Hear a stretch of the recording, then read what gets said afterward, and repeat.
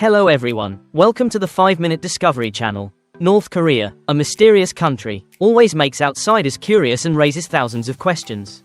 As a closed country, with little information released to the world, everything here brings a strange attraction. Today, we will explore a special part of this country, traffic, a topic that is not only interesting but also evokes a lot of surprise.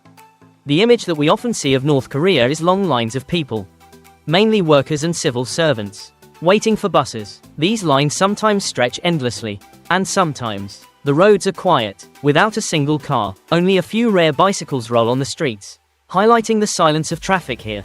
However, today's excursion will take us to a very special place in the North Korean transportation system. That is the train system, a public transport that few people expect to have a scale and grandeur beyond imagination. Let's explore a little-known part of this country, where technology and traffic architecture bring interesting surprises.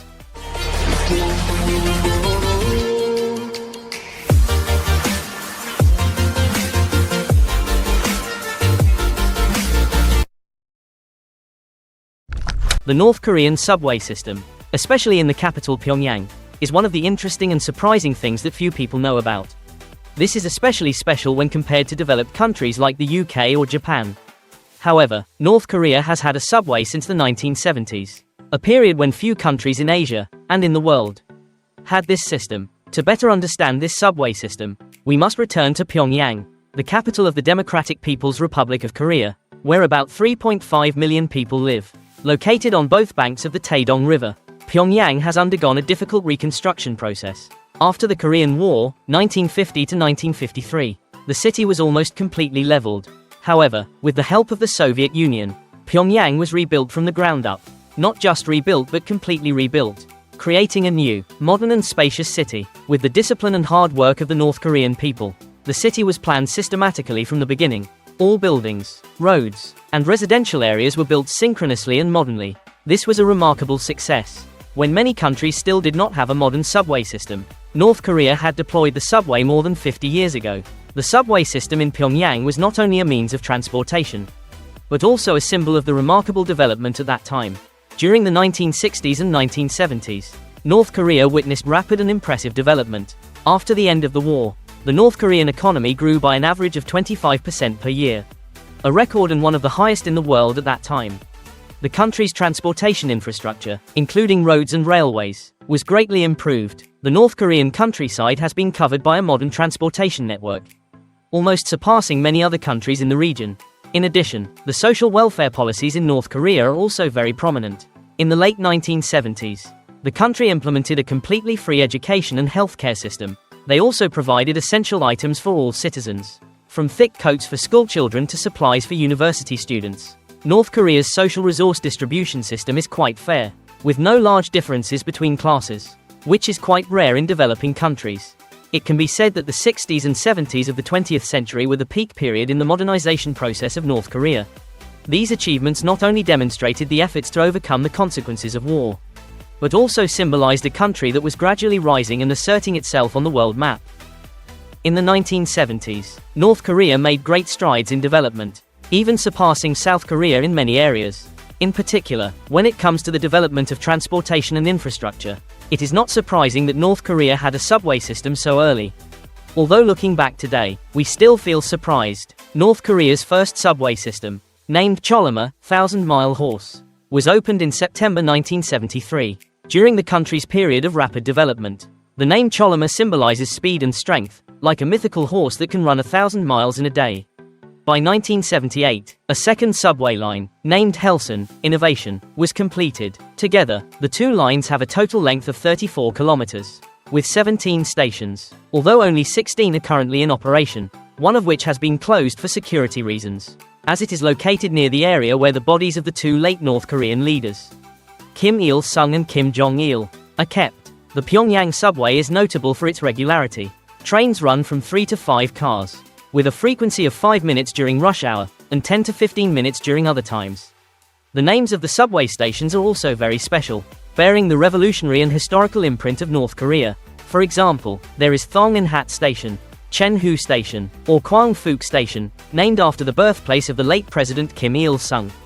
To honor the country's achievements, Interestingly, riding the subway in North Korea is not only a means of transportation but also a quite unique experience. The fare is very cheap, only about 5 United States cents per trip, making it one of the cheapest public transport in the world. Previously, people used aluminum cards to pay, but now paper cards have replaced them, and can be purchased directly at the ticket counters. Another special point is that in North Korean subway cars, there are no advertisements, no loud noises, and regulations such as no smoking. Eating and drinking are very strict. To maintain cleanliness and order, the subway stations are also very uniquely decorated, clearly reflecting the style and ideology of the country. Each station is like a miniature museum, not only a place to wait for the train but also a place to display revolutionary images and symbols. Moreover, each train station is directly connected to bus stations, creating a seamless and convenient transportation system for people.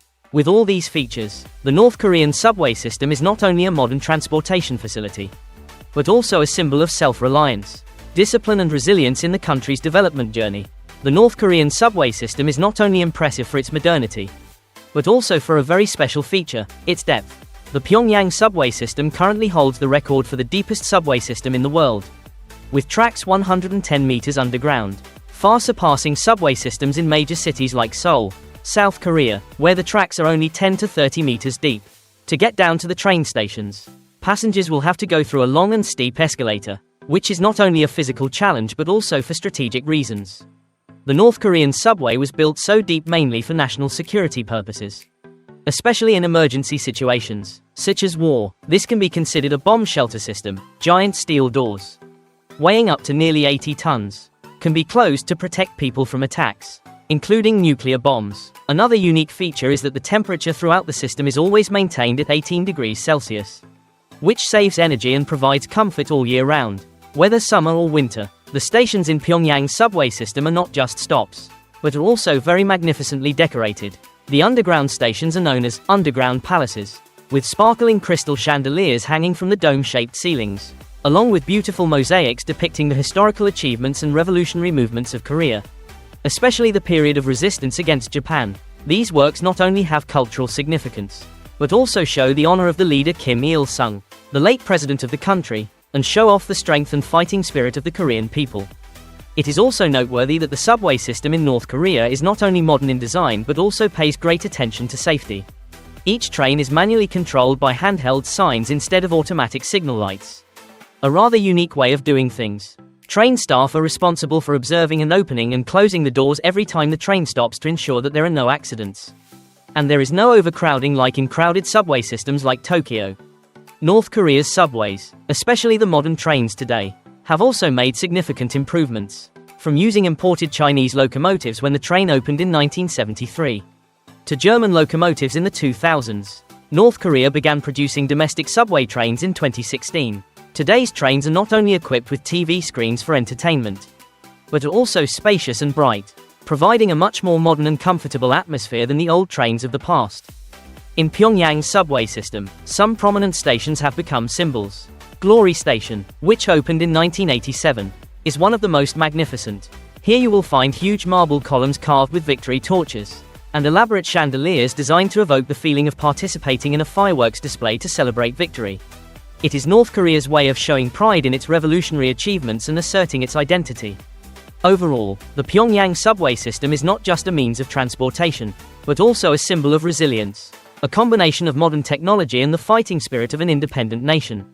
What you experience in this subway system is not just a ride, but also a journey to learn about a special part of North Korea's history and culture. The Pyongyang metro system is not only an impressive transportation facility but also a place to showcase the cultural and historical values of North Korea. One of the special stations of this system is Fuksing Station, which opened in 1987. This station is not only the terminus of the Choloma line but also one of the most elaborately decorated stations in the entire Pyongyang metro network. The magnificent chandeliers, weighing up to 4 tons each, illuminate the mosaics depicting the late President Kim Il-sung and the hard-working workers who rebuilt Pyongyang after the war. This is a cultural highlight not to be missed. Another equally impressive station is Hwangjinggik Station. This station has beautiful decorative motifs, reflecting the prosperity of the country through the image of Kim Il-sung standing in a field of ripe wheat. The chandeliers here are designed to resemble bunches of grapes, evoking the image of victory and unification. Each stop on the Pyongyang subway system has a special meaning, not only serving the needs of transportation but also acting as an ideological education class, depicting the progress in the history of North Korea. In addition to the subway system, Pyongyang also owns many unique architectural works, each of which bears the mark of history and the vision of the leaders. One of the most notable points is the Unification Arch, also known as Thongnam Hat Morn, built in 2001. This work carries the message of connecting the two Koreas. This is a circle of artistic sculptures, symbolizing the efforts of the late President Kim Il-sung to unify the country. Next, the Lujing Hotel, one of the tallest architectural works in the world when it was first built, although it has the shape of a luxurious pyramid. It cannot be put into operation. The project was abandoned in the 1990s as North Korea suffered from an economic downturn. And to this day, the hotel remains unfinished. Visitors can admire the exterior, but there is almost nothing inside. The capital Pyongyang also boasts the Rungrado Stadium, considered the largest stadium in the world, with a capacity of up to 150,000 seats. The stadium hosts the amazing mass performances of the North Korean people, with spectacular performances that demonstrate unity and patriotism. Another notable structure is the 170 meters high Juche Tower, a monument to North Korea's doctrine of self-reliance. Built on the banks of the Taedong River, it is one of the tallest granite towers in the world, with 25.550 blocks of stone. The number represents the number of days until Kim Il-sung's 70th birthday. The torch on top of the tower is over 20 meters high and weighs up to 40 tons, symbolizing the strength and spirit of North Korea. If you want to learn more about the capital Pyongyang, I also made a detailed video on this topic, where you can explore more about life and other buildings of the city. In general, life in Pyongyang is quite slow and peaceful, giving a friendly feeling to people. But sometimes this slowness makes this place seem boring, lacking the hustle and bustle of modern cities. However, these are the strange and interesting things that make the capital of North Korea unique. Thank you for watching the story about the subway system and outstanding buildings in Pyongyang.